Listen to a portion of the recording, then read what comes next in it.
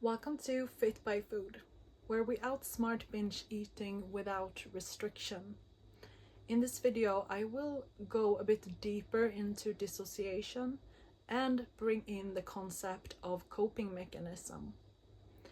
Dissociation, I have a brief video where I talk about that, but I will build upon this now. So in the other video, we talked about how there's a separation that happens.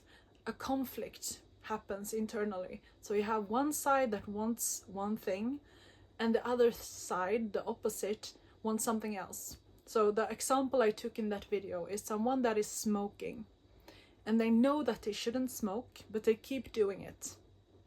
So they have one side that really likes to smoke. They want to smoke. They're addicted.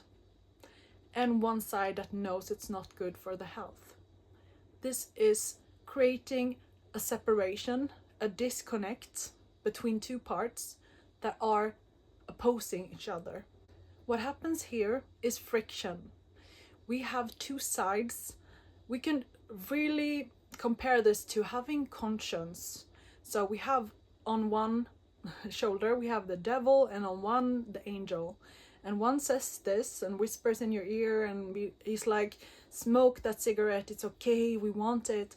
And then you have the other side, the more responsible side, that says, no, it's not good. And then you have, depending on your form, like how much you slept, if you're in a good mood or bad mood, it all depends on which side you listen to. And the dissociation here can happen in a lot of things. It's very common that we get faced with this when it comes to our bad habits. What has made the bad habits be there in the first place is this division, the cognitive dissociation that happens from having two opposite sides in our psyche telling us two things, and it being so uncomfortable that the psyche is looking for a relief. And that is when the coping mechanism concept comes in. So we are looking for a relief because this is very uncomfortable.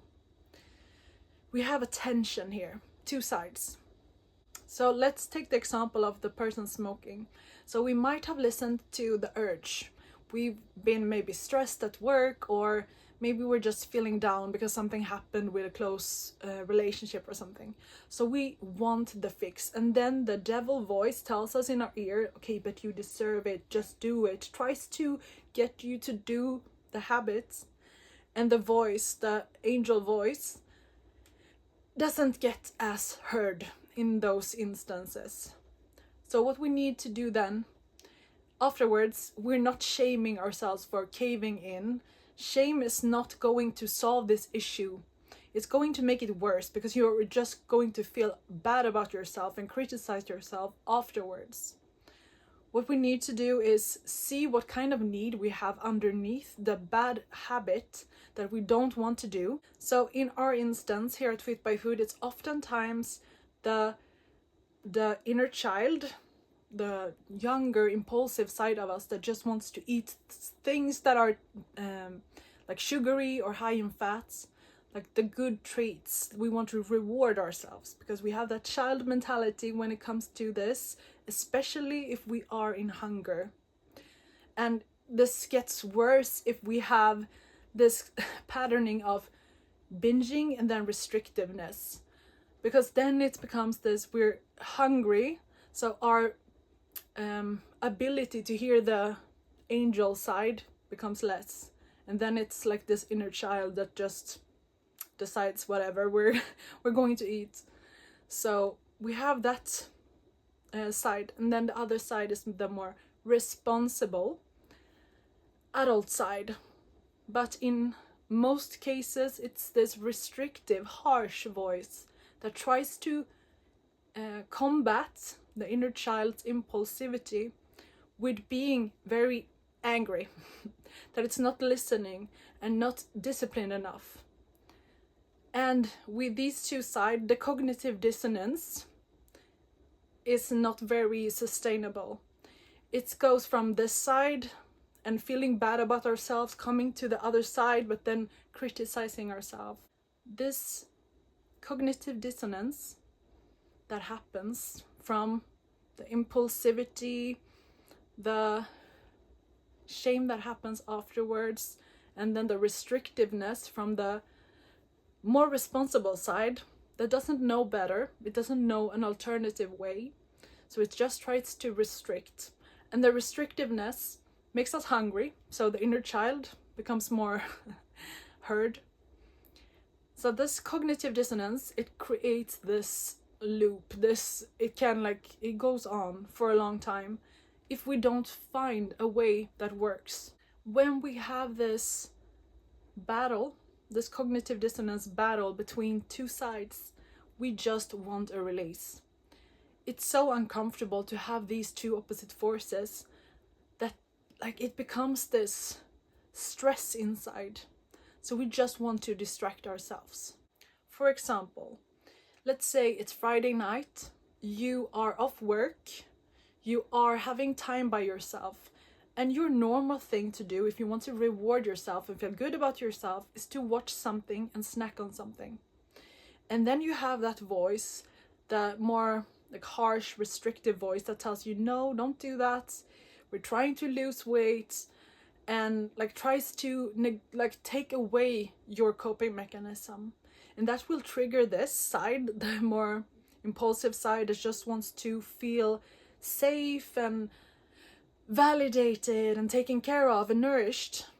But it's not really clear about its need. It thinks that its need is just to stuff food down.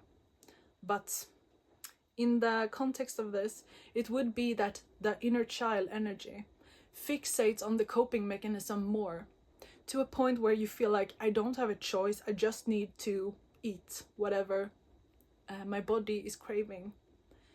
And then afterwards, you've maybe binged on a lot of food and you get this feeling of, I want more. And this is the self-sabotaging pattern that happens if we have these two divisions inside. The cognitive dissonance creates this self-sabotaging pattern because you're not in complete alignment. That's why I'm so passionate here at Fitbyfood, because I understand this pattern. This pattern is in the formula. It's allowed. We're not taking the coping mechanism away. We're keeping it, but we're just changing the food items that we focus on. And this is why Fitbyfood is so special. I understand this coping mechanism. I understand this patterning and this self-sabotaging habit, and why it doesn't work to just restrict your diet. We need to keep the coping mechanism long enough that you find different coping mechanisms, and long enough so you start to feel a bit more trust between these two sides. The trust allows the alignment to happen eventually, but organically. No force, no restriction, just over time. This is what we need. This is the missing piece. And we do this by switching the diet to a plant-based, high-carb, low-fat diet. On the getfitbyfood.com website, you know by now, I have the module 1 that takes you over the plant-based diet. It gives you so much nutritional knowledge, so many practical tips on how to switch over to this diet. Also a snacking guide, recipes, how to shop, read food labels, everything that you need to go over to this diet that will forever change your approach to food. You will drop down in weight without any restrictions. And if you tried everything and you're open to something else, something special, try this out. You don't have anything to lose. You will get the nutritional knowledge so you know what is healthy. You will get nutrients because it's a diet very focused on nutrition, giving your body that nourishment. So this is the first step on the Fitbyfood journey. We switch up the food items so you can keep snacking, you can keep fixating on food if you need to. But now you focus on the food items that allow you to still lose weight. There is scientific explanations to why this works. It's not magic. And I go through that all in module 1.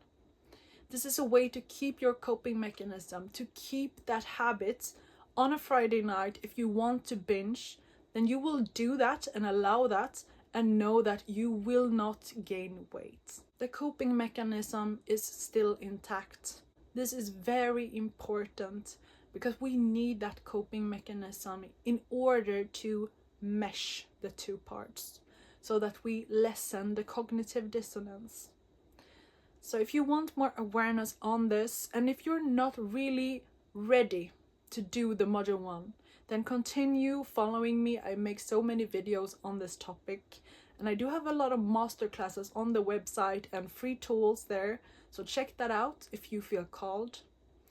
And remember, it is possible to get fit by food.